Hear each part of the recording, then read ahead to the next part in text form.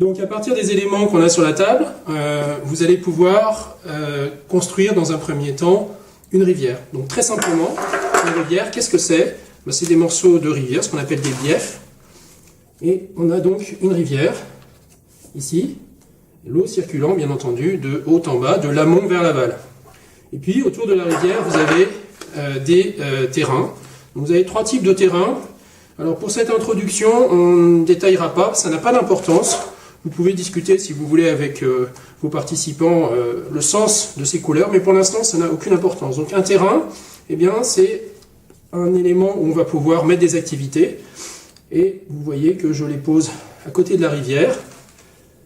Ici, qu'est-ce que ça veut dire? Ça veut dire que ce terrain, il a accès à cette rivière. Bien entendu, vous pouvez aussi avoir des terrains ou des bassins versants, ou des éléments de bassins versants, pardon, qui se trouvent plus loin. Auquel cas, vous pouvez utiliser les éléments qui sont ici pour indiquer éventuellement le fait que de l'eau va être transférée puis retournée.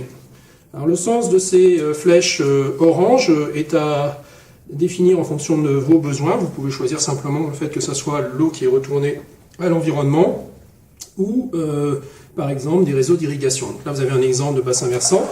Ce qui est important aussi, vous pouvez avoir techniquement dans certains cas des parties du bassin versant qui vont recevoir de la pluie, des précipitations et qui vont être reconnectées. Ce qui est important, c'est que tous les éléments de terrain soient connectés à l'ensemble du bassin versant.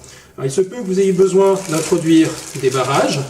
Donc, vous avez des cartes barrages. Donc, lorsque vous mettez une carte barrage quelque part dans votre système, en général, on aura posé la carte barrage et pour pouvoir stocker l'eau du barrage, on posera une carte dessus.